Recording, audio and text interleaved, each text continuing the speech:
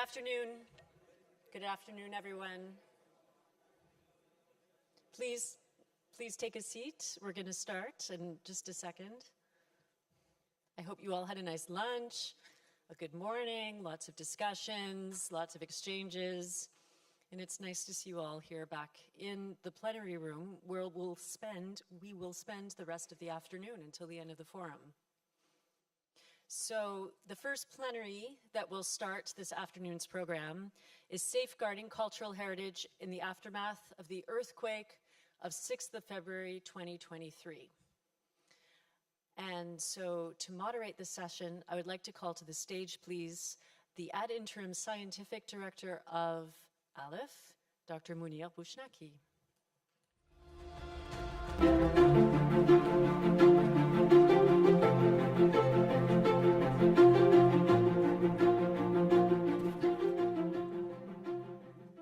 Good afternoon, everybody, dear colleagues, dear friends. I think we are already like a family since yesterday, having this unique opportunity to meet, to discuss, and to have such important panels, very rich, informative, but also bringing forward our vision about the protection of cultural heritage. So I am in charge of moderating this panel concerning the safeguarding of cultural heritage in the aftermath of the earthquake. I'd like to call the panelists one by one. First, my dear friend Luis Montreal, Aga Khan Trust of Culture, but also former Secretary General of ICOM, former director at the Getty Conservation Institute, former director of the Caixa de Barcelona. So we had, I must say, 50 years of work with Luis Montreal. Then my dear friend and colleague, Dr. Maya Kominko. She is the scientific program director of ALIPH. And again, with Maya, I think we have nearly, I cannot say daily, but I think a weekly exchange on the work. She is always ready for a lot of requests and follow-up about the ALIPH programs. Then another dear friend, my colleague, Dr. Sarkis Khouri, Director General of Antiquities of Lebanon.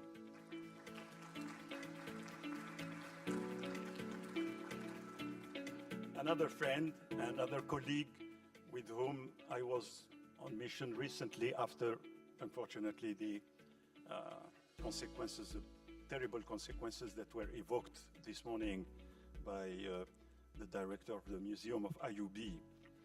Then Dr. Mehmet Balci, co-founder, Fights for Humanity, Switzerland. Welcome. Another very good colleague. We know each other, I don't know, from many years, I don't say. This is Krista Picat, Director of the Culture and Emergency Unit at UNESCO.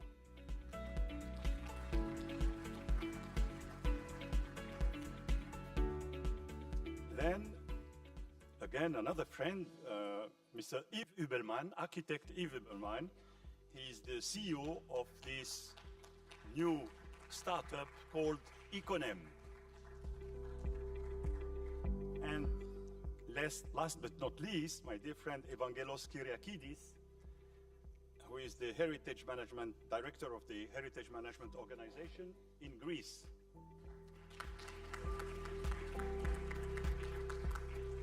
So the theme that we are going to discuss this afternoon is, of course, the result of a terrible earthquake which hit both Turkey and Syria. And I was advised by my friend Luis that instead of having, you know, a presentation one by one, it will be a bit tiring.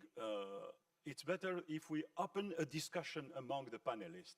And I start with Luis to give us, first of all, your assessment and the information that you have got, particularly in the recent weeks after the earthquake in Syria and in Turkey?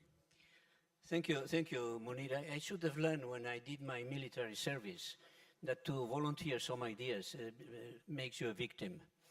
So, but I think I will try to, as you propose, to launch some of discussion here. First of all, I think the first question is how much we know about the damage caused by the earthquake in the areas which have been affected. Second question maybe, what are the difference of political situations in at least 4 areas, not 2, 4 areas, and how those political situations may impact the relief operations. I said we are 4 areas, and because they are Turkey, Syria, and then 2 other areas in Syrian territory that require different treatment. And I think we have people here that know about those areas. This line is made like geography. At the east, we have the Kurds, and so we may have some ideas about that. Now, the second thing is ALIPH is preparing a relief program, and we are cooperating with ALIPH. We have been spending the last few weeks since the quake using our own resources in the field to start to assess the damage. And there are some lessons that we can learn already from the material, from the data that comes from the field. First of all, is a very, what the French will call un vérité de la palisse. I don't know what is, you may have a translation for that, Munir, I don't. But a vérité de la palisse is that the historic monuments have been already selected by earthquakes. When I was at the Getty Trust, we published a book, you remember, that was called Between Two Earthquakes. And it was about how to protect cultural heritage in seismic zones by our dear Bernard Fielden, director of ICROM. Well, so the monuments, unless those that were touched by war and have not been yet reconstructed or rehabilitated, those monuments have resisted rather well, except in the very close areas to the epicenter. I can give you an example. AKTC works for the last 4 years in the rehabilitation in Aleppo of the souk. That's our main project in the central spine of the souk. And all the things that we have rehabilitated are impeccable. No significant effects of the earthquake. We were going to attack this month of March one new segment of the souk where we have proceeded as a precaution to shore some elements that were in danger. The elements that were protected, consolidated, have not been touched by the earthquake, but the rest has been catastrophic. The rest really, and what we observe in Aleppo is that there are the monuments, very significant monuments that were not treated since the war are in urgent need of reconstruction. We have some good information. Perhaps you, Mehmet, will give us some of it about the East. We are lacking of information in Syria about the zones like Idlib, which are out of state control. So this is the question. But there are other questions, and I don't want to monopolize your time. There are other questions we may discuss.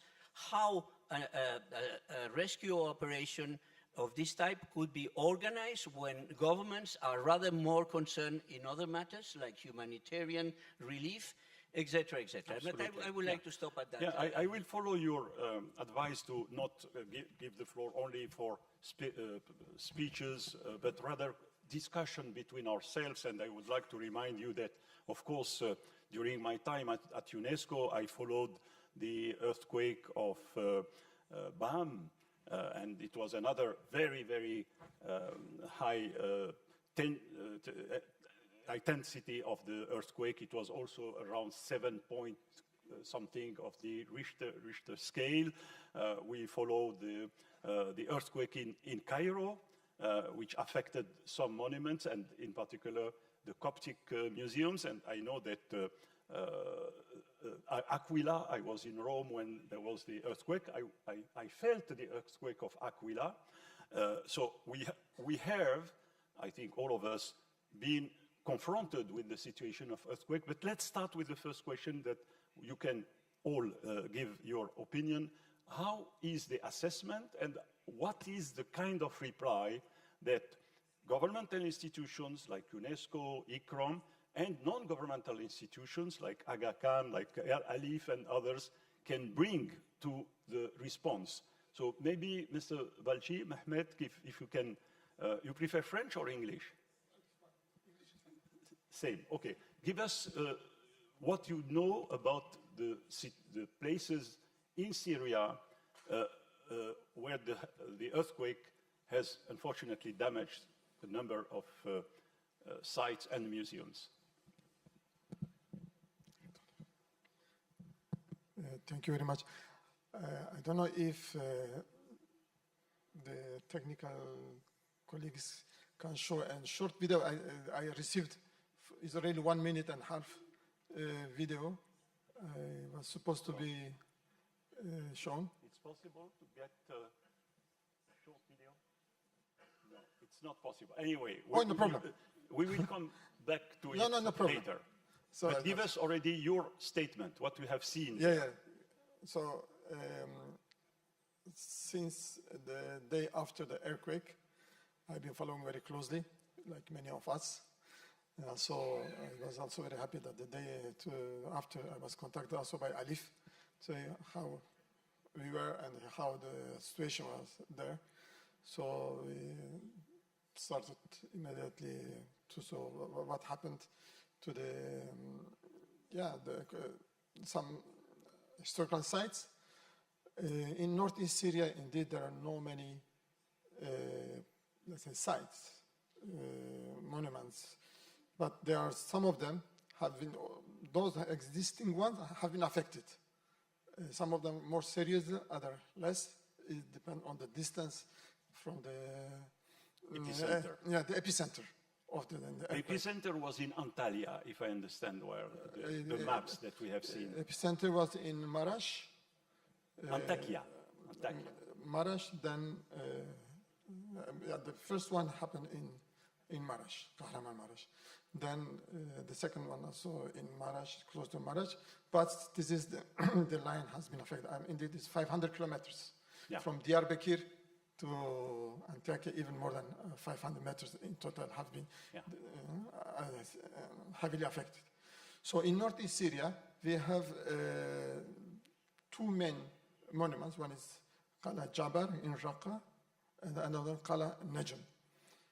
These are the two places important for the communities because the only places, some of the few places that people go and visit is on the river, both of them.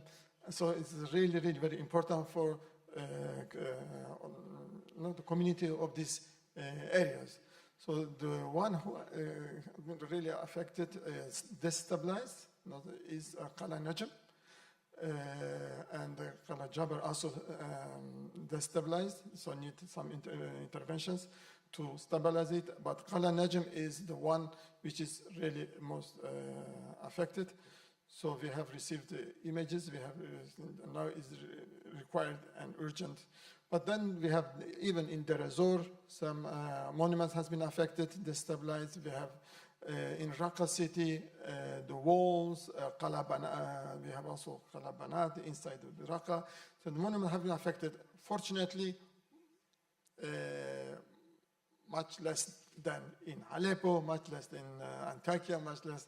So, but needs an intervention urgent in order to prevent further damage. So what we are now trying to do with ALIPH, how we can do some stabilization work. So we are in the middle of the process to come up with a proposal. And what are the dates of these two qalat in the eastern part of Syria? Both of them from between 15th and 16th centuries, but they have also, roots in the past, but the colored buildings are from things. But for most important is really very, very, very important for the communities. Okay. These are the symbol of the Northeast. As cultural heritage, if you want really to talk apart from the archaeological sites, like, but these are very important, and because now they are not open anymore to the communities, because they are risk for the collapse, so especially in Kala Najm. Okay. So, yeah. Okay. Since we heard, of course, in the news and the television that the impact of this earthquake was also arriving to Lebanon, I would like to ask our friend Dr. Sarkis, did you feel the earthquake, and where in Lebanon? Le 6 février,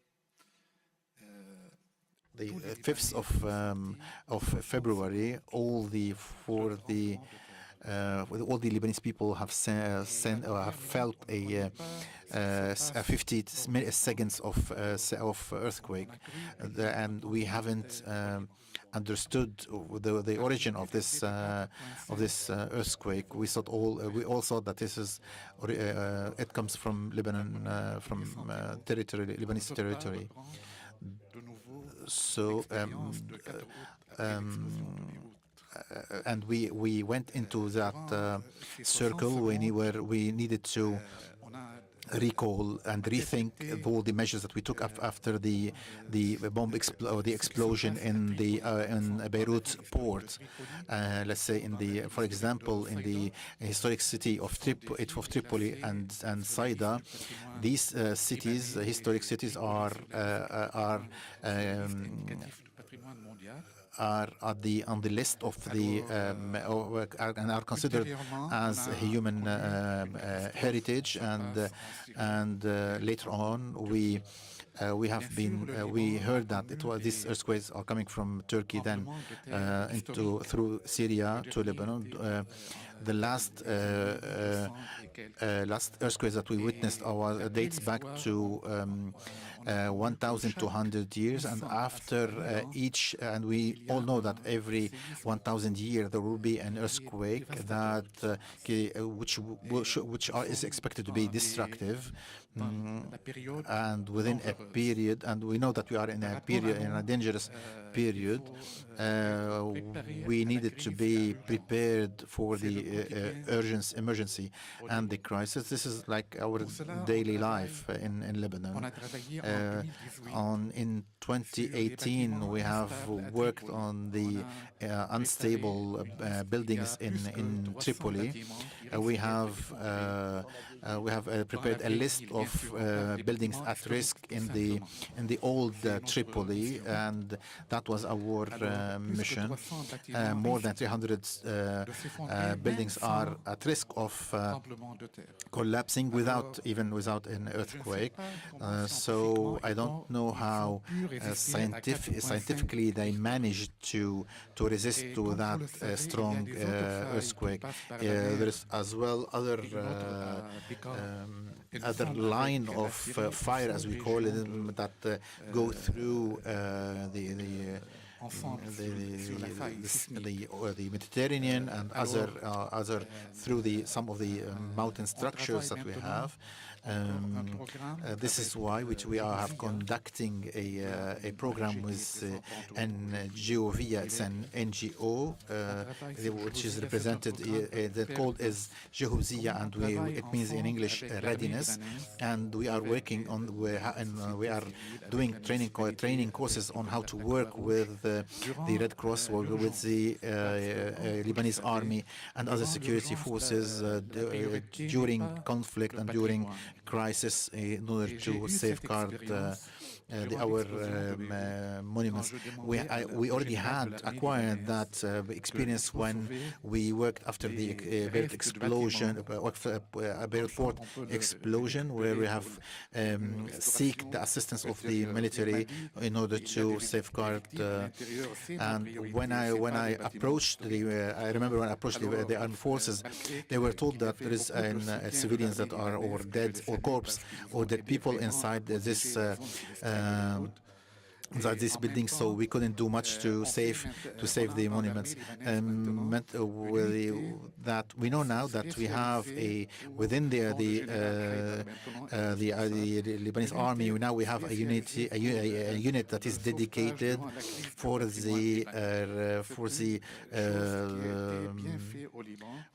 securing and for rescuing victims or rescuing as well the heritage monuments and so forth. We all know that we know that populations are affected when such a thing happens, and this is what you've seen in Turkey, Syria, and many countries tried to help in repairing and help in the recuperation of the things. We know that usually the authority doesn't put this in priority, but it helped us see, for example, in Lebanon, that aside from the emergency that we had and the Red Cross that was assisting, there is an emergency from the army, the Lebanese army, to help in this process. Maria, who followed from the beginning the earthquake, how ALIPH, from ALIPH, you earned the information related to the cultural heritage from the Gaziantep, particularly, which I know very well because I visited twice, and it's a very rich village with cultural heritage, specifically the mosaic, which is very known, specifically also the Syrian part, which Luis will tackle, and Krista, Maya. Thank you, Munir. I'm going to answer in English.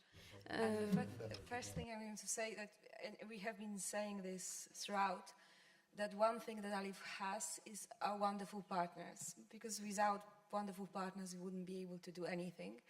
And everyone who is here in this panel represents organization. Either we talk personally with you in the first days, or with someone from your organization.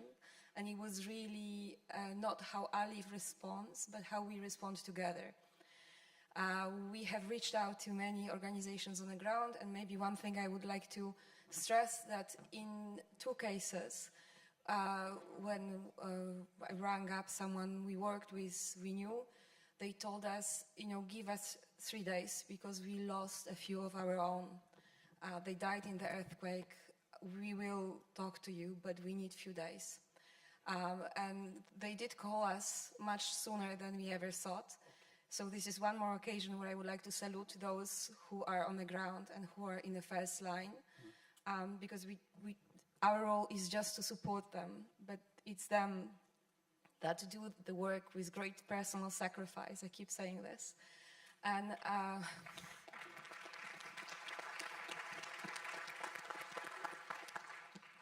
so there are a few people that I would, if you permit me, I would like to mention by name. Dr. Samir Abdullah, who was in fact the person who called us before we managed to call him, even though he was just a few seconds faster than myself. And he has been assiduously gathering information and passing it to everyone. And another person, and here I would like to thank colleagues from UNESCO, was Michel Chaloub from Lebanon, who went to Aleppo with UNESCO mission and who shared all the information with everyone with UNESCO's permission. But generally, I think that the fact, and Sarkis, I thank you again, because all the professionals we know in Lebanon, they showed amazing solidarity, and you are still in a process of recovery. But the solidarity towards the Syrian colleagues and towards Turkish colleagues has been enormous. And we kept receiving offers, how can we help? How can we help you help others? So there is a whole real network. But if there is one ground for optimism in this terrible year that didn't start, it's yet another year that didn't start very well. But I think there are grounds for optimism because there is a great unity in our response, and there is great unity in seeing this as our shared cause, and everyone finding our niche and trying to work in a way that help others to work well as well. So I would like to thank you, everyone here, everyone here, because there are many people in this room who have helped us, and let's continue helping together. Yes. Thank you, Maya, and I can tell you that I received, thank you, I received a message yesterday evening from Dr. Samir Abdul Haq, who is one of our really great Syrian expert and having worked in so many countries, and he has, advised me to inform the panel, but also the audience about, the consequences of the earthquake in Syria. And he's, of course, as an architect and conservator, he's listening to this session, and I hope that we will come with some concrete proposals. I know that UNESCO sent a mission up to Aleppo, and I want to ask my dear friend Krista to tell us about the result of this mission. Thank you very much, Munir, and again, greetings from UNESCO. And thank you, Valérie, for inviting me to join the panel. It is, of course, of utmost importance for UNESCO to be part and contribute to these joint efforts in the aftermath of what is, first of all, a huge, major humanitarian catastrophe, tragedy. And of course, there is a certain time frame for which, we have to let humanitarian agencies do their job, saving lives. But it doesn't mean that we do not actually start our engagement from the very first hours after these catastrophes and disasters. So what we can do, we have now established quite a small collaboration with our sister agency UNITAR, who has a satellite program and who provides us with images, first of World Heritage listed sites, but also those sites that are on the tentative list. We do the same kind of monitoring of the sites in Ukraine. And this allows us not only to get a kind of idea of preliminary assessment in the wake of the disaster when we don't have access to the sites, but it also allows us the only information that we can get of sites to which we don't have access, either for political reasons or because it's just difficult to access. So this is a very valuable means for us to see what's happening. Of course, being an intergovernmental organization, we also receive reports from our member states. So we have actually received reports from both Syrian authorities as well as Turkish government, who reported to us that none of the World Heritage listed sites were impacted. As regards now to your question, Munir, in Syria, we had a possibility to field a mission. It was a very technical mission of our colleague actually from the Beirut office, going there with us, a couple of consultants, but also engaging local experts to see what's happening. And what they brought back was actually rather devastating news as far as Aleppo is concerned. We also know that there has been damage to the Crac de Chevalier, which is another World Heritage listed site, but the other tentative listed sites seem to be less damaged, or it seems to be less serious. What I would also like to highlight is that, of course, when we speak about Aleppo, as you also mentioned, that because of the fact that this country has been in war, this considerably aggravates actually the situation, and it adds another layer to the fragility of these sites. And we also see that the fact that many people have actually fled the country. There has been brain drain. They have lost capacities. That's why it's so important to make sure that we also come in not only with interventions, to pop up or reinforce the structures and the buildings, but also make sure that the local communities and local experts have state-of-the-art knowledge of how we need to intervene in order for for the buildings to be actually be safeguarded. Thank you, Krista. Since we have also heard that you know the wave of this earthquake was going up to Cyprus and even Greece, I would like to ask you, Dr. Evangelios, whether you in this part of Mediterranean Sea did you receive this the feeling of this earthquake, and also as an architect, restorer, and specialist in management of heritage, how do you see the situation? And of course, as it was said already by your colleagues, the first assessment and how we can proceed now with the response, the urgent response to the earthquake. Thank you, Munir. Can I actually speak about the main area first? Yes. And then, I mean, Greece did not feel it that much, and we have an 8 Richter scale earthquake every year, so it's not so much of a concern. We have to remember a few things. First of all, the regions that were hurt are regions that have been suffering for a very long time a humanitarian crisis, a political crisis, all of the regions, different type of crisis, a crisis of directed, let's say, targeted negligence for heritage. And so we're talking about areas that have been suffering for a long time, and so this is a huge humanitarian disaster on top of the suffering of the people for a long time. So that's one thing to keep in mind. Second thing to keep in mind is that actually we should really try to divide regions that have got an ongoing humanitarian disaster from regions that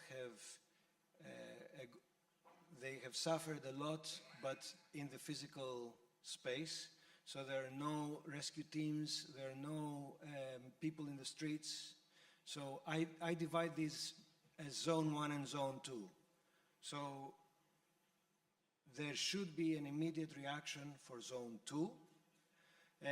For Zone 1, we cannot be breathing, drinking, and eating the water and food of the local communities and of the rescue teams, and we should let some time pass.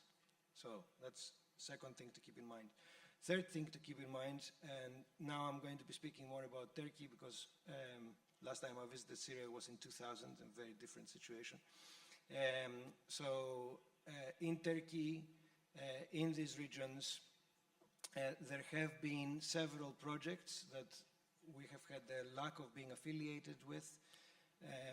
Sadly, one of the projects that was funded generously by the Culture Protection Fund, KORU project, did documentation in Antioch, in Antakya. And so this documentation is going to be quite valuable.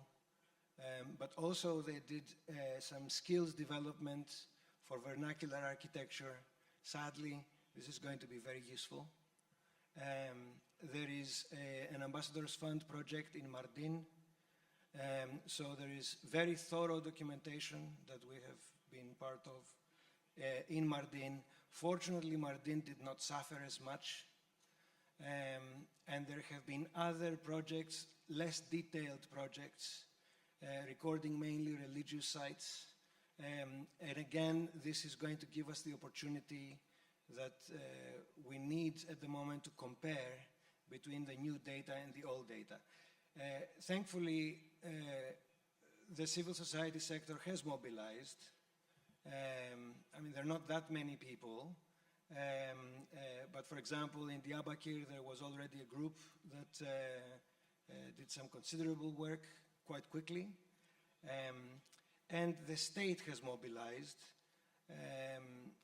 So for example, they have started a workshop, a training, capacity development for engineers through the Union of Engineers. So that will hopefully create more people that are able to actually assess the damage, well, first for the humanitarian side, and secondarily for the heritage.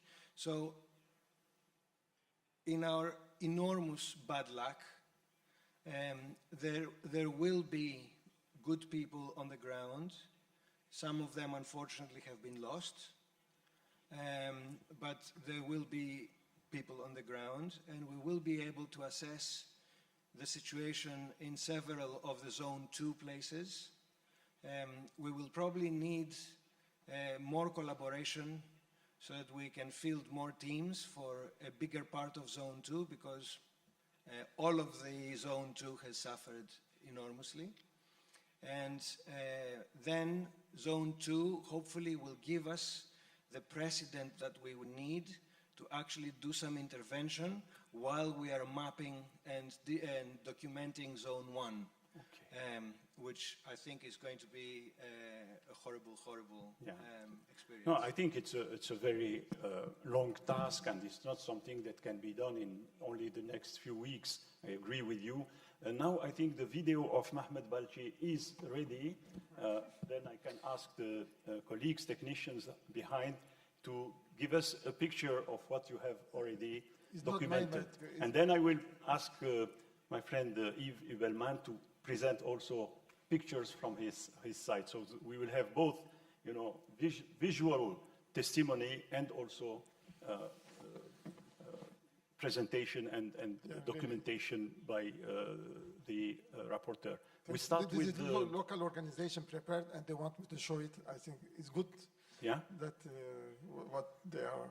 I was told that the video is ready, so if you can launch the video.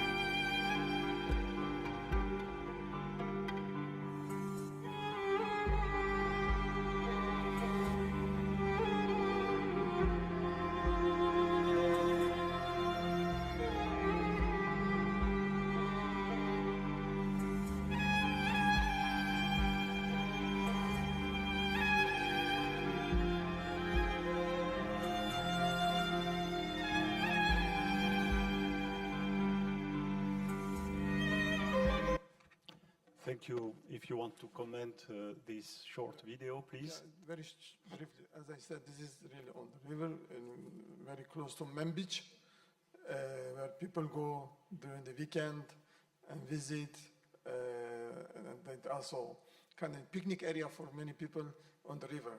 So therefore, but as you saw, it's very, I was told by Michel, the expert you mentioned, that the next enemy is the climate change, or is the natural.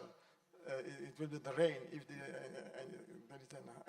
is a heavy rain, and the many parts will also be affected. So therefore, if you could intervene as soon as possible, it will at least to stabilize, to protect it from falling down. Yeah, the propping that you were speaking about and the consolidation of the walls, I think, is a very urgent task. And now I would like to ask Yves to take the floor and to give us also some images of the situation of earthquakes. Thank you, Mounir. Tu peux parler français? Ah oui, bon, très bien. Donc je Great, I will speak in French. Alors, je peux pas encore montrer So I cannot still show you the images of Aleppo because Aleppo is, thanks to ALIPH, we're trying to do again some statistics from the whole historical monuments of Aleppo. It's been 3 weeks that we've working with the team, and we realized that today we are in a different situation in comparison with the past in responding to the crisis after, of course, the earthquake. So thanks to the technology and the satellite, I remember in 2017 we were contacted by the General Directorate of Antiquities in Syria. By the end of the combat in Aleppo to raise or retrieve these documents, and we had to go visit the site as immediately as possible. This is the work that we have done, as you can see. We did it in the field, and it assisted in the projects of the KTC and the restoration. This has showed us that by visiting the places, there were so many damage, and thankfully so many restoration projects were engaged thanks to different types of the KTC, and also thanks to many monuments that were not restored. We can see the structures that are a little bit weak or poor, and so many monuments were tens of thousands, actually were destroyed. The situation in Syria now is reminding us what happened 6 years ago, to come again to the site and raise or take the what is remaining. So the technological space allowed us to do things that we didn't used to do. Some years ago, we had many satellite images every day shared with us, and from the second day of the earthquake, we were able to access hundreds of images from the satellite, and companies, of course, American companies gave us access to Neptune, and we were able to see them. And the work after the crisis is very interesting, done in the open source community, as you can see on the screen, and they were available on the web. There is a video, but I don't know why you can't see. You can see here the work then. People from the whole world coming to offer their support and skills to facilitate the access to these images and access of the NGOs that are at the same time operating in Syria, Turkey, etc. So we took part in these efforts. Our engineers placed programs that allow access, as you can see here on the data, the images that were classified, in addition to some data as well from the earthquake. We had on the website pictures distributed, so when we use both the data from the satellite and from the earthquake and the information about the archaeological sites, we can conclude that not only we can do it at the level of one city, but at the level of the whole country. This allows within days to have a vision, a global vision of the impact of ce tremblement de terre this sur earthquake des centaines et des centaines de sites. Et vous for avez mentionné hundreds and effectivement hundreds of le travail sites. de, You mentioned de the work l'UNITA, qui a also été of important, qui a été très vite. UNITA, which was Ils very ont important, effectivement, very rapidly responsive. Donc ça, c'est And ils ont here you effectivement can mis see en the ligne site. They les premières have analyses shared qui nous ont online permis the analytics effectivement that de allowed voir us to ces see destructions. these Et, destructions. donc on voit effectivement, So as you alors, la can qualité des see, images the satellites permet quality déjà de of the voir satellite certaines shows us destructions some de grande ampleur, destructions mais ne permet of pas de voir des large destructions. scale.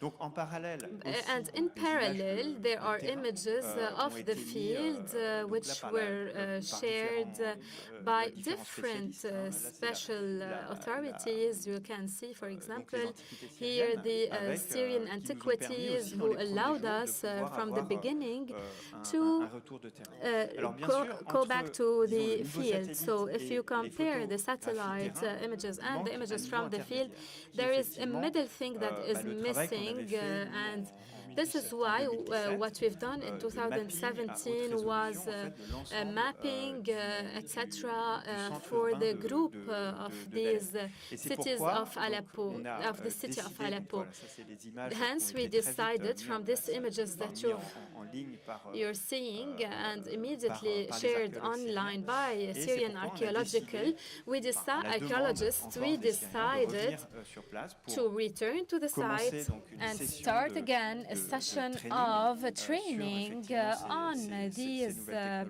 new en technologies reprenant exactement les to mêmes protocoles qu'on a restart repris the same protocols that 2017. we have Et vous already mentionnez tout à l'heure, started effectivement, in bah, que c'est 2017. vraiment intéressant de pouvoir And comparer, as mentioned en by fait, my les deux colleague, it états. is nice to Et compare notamment, both comparer deux états, ça states va être before and particulièrement after. important. And Pour voir it is really effectivement important en to quelle see mesure, les effectively restaurations how ont permis, restoration de allowed conserver, to des monuments.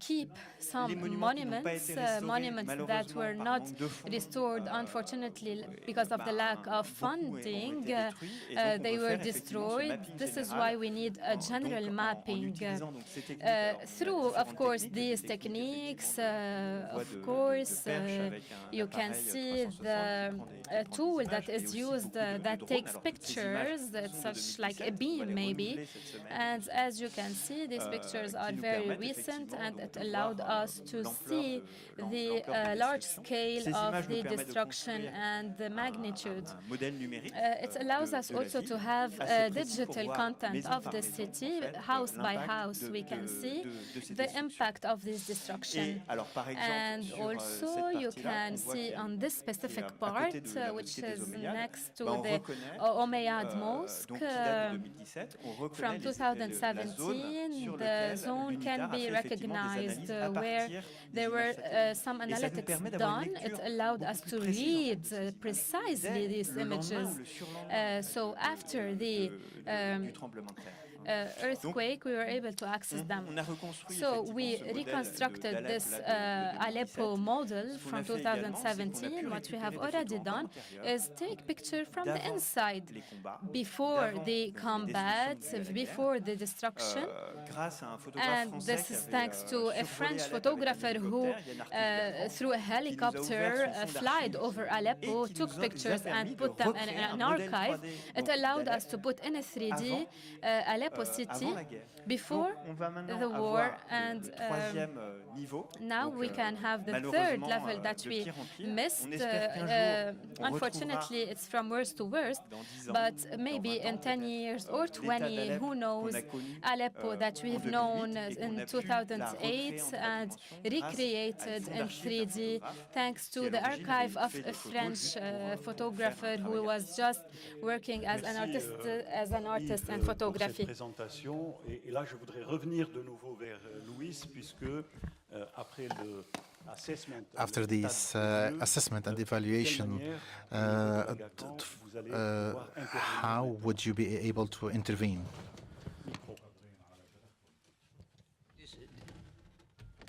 This links very well because Econem in 2017 has made this complete survey with millions of images, which was the base for AKTC to make a complete damage assessment of Aleppo. I would like to talk about financial impact economic impact of the earthquake. When we have done on the basis of Econom's mapping on the air, we've made a complete study square by square meter of Aleppo. At that time, we calculated that in the current prices of the Syrian market, the restoration of the old city will cost $94 million equivalent.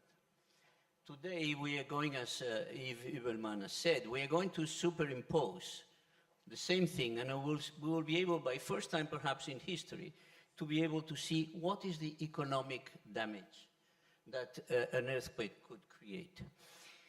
Let me come to your question. We have, during these last few weeks, since the beginning of February, we've been working intensely with ALIPH Secretariat in trying to put together a coherent plan for Aleppo. It's going to be very difficult because you will need to make very hard decision of priorities. And this is always the case in a catastrophe like that. Not everything could be salvaged. There are not resources. Let me come back to a broader picture that we haven't mentioned here. For example, in Syria, just to talk about the Syrian territory, the big castles in the northern part, Kadmus, Masyaf, are totally destroyed. Khalat Salah ad-Din, Crag de Chevalier, has some damage, but not very serious. But there are some of these castles which are totally destroyed, and probably they are not a priority for reconstruction, because they were already very damaged. On the contrary, in Aleppo, there are obvious things to be done. First of all, the citadel. We know very precisely through the information from our teams in the field, because unfortunately, we are the only people in the field for the last 4 years.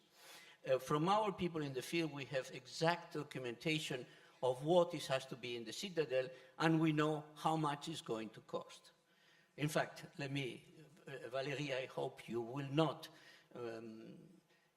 think that I am being very indiscreet, but Sunday night I gave to Valérie a big file which describes what has to be done in Aleppo and how much is going to cost.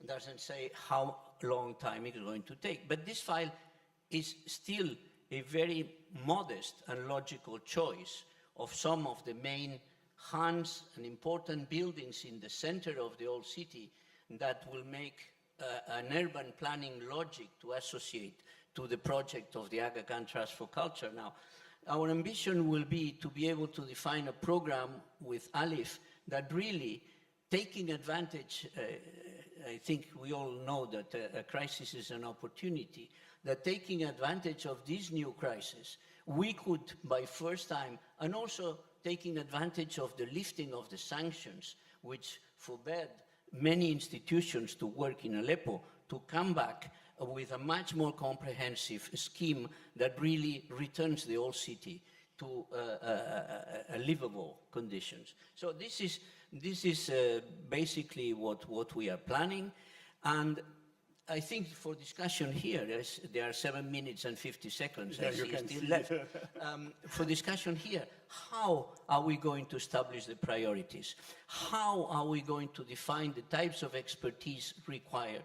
How are we going, apart from ALIPH, altogether trying to do, now that it seems more feasible, to do some extra fundraising for this operation? I'll stop here. These are very important questions, and I know that also Krista would like to comment on the what to do and how to do. Yes, very quickly, just to sort of complement, because I also feel that there is a need for us to coordinate. Because as many of you know, of course, in the situations of emergencies, the response is usually driven by the government. And there is also an effort underway by the World Bank, the United Nations, and the European Union to actually conduct what are called PDNAs, post-disaster needs assessments. We are doing one, actually, a rapid one in Ukraine as we speak. There are also the Syrian and Turkish ones in the making. Unfortunately, even the World Bank, UN, and the European Union consortium sometimes work in parallel. So it's really an effort to see how we can actually make sure that the analysis is conducted jointly and that we can draw on the information that is available. Because why I mention that is, first of all, UNESCO created a specific chapter on culture within the PDNA, for which we had to fight. But we now have a chapter that actually looks at different aspects of culture. It's not only tangible heritage, but also creative industries, living heritage, museums, movable and immovable heritage.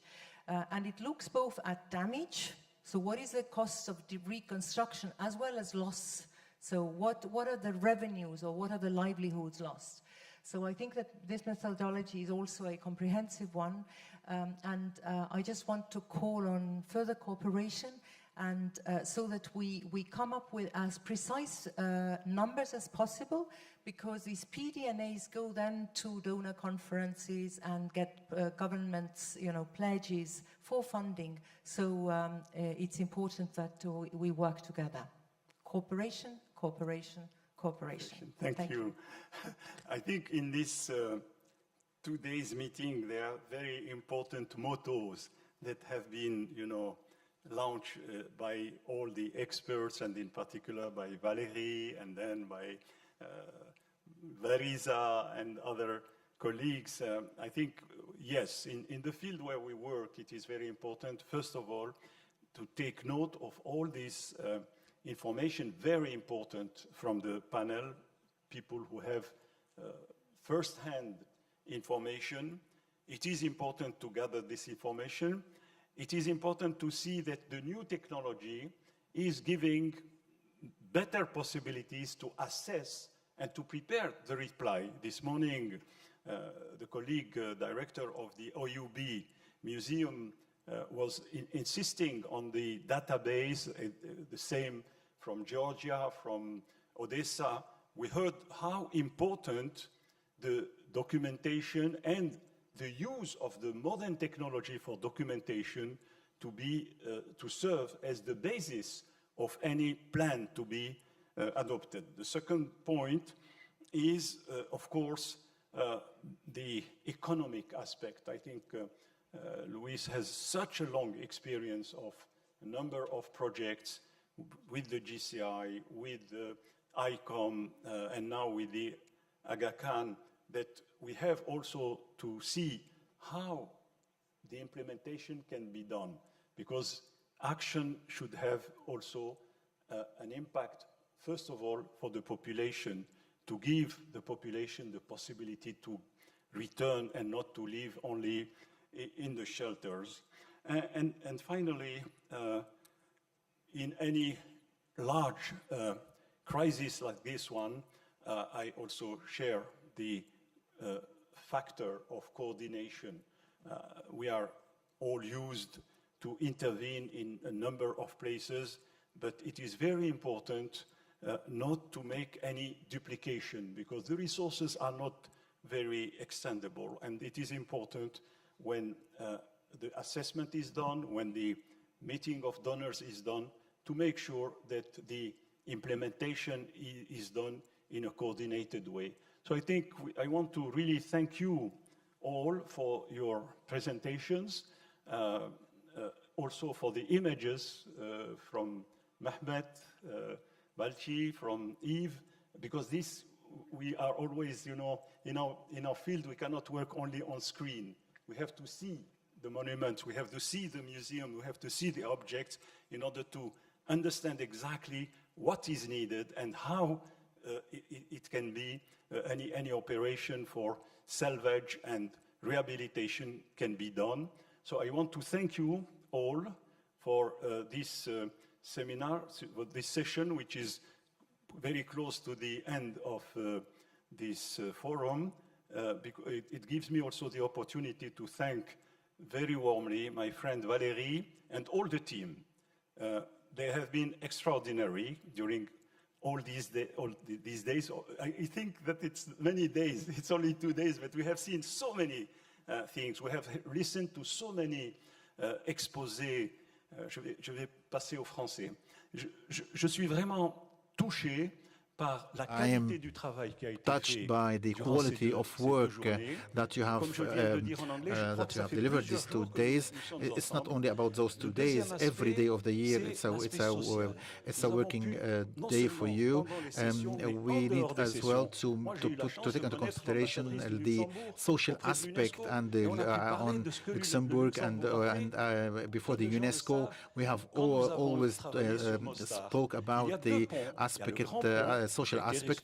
We have, let's say, 2 bridges we have in Syria, and we have, let's say, in ancient Yugoslavia, you have, we have restored 2 bridges.